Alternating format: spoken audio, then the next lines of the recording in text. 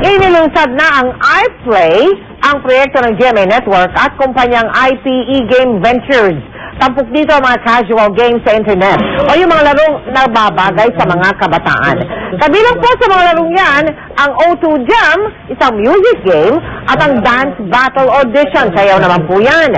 Ginaya pa nga ng kapusong si Mark Hera sa mga sayaw sa iPlay.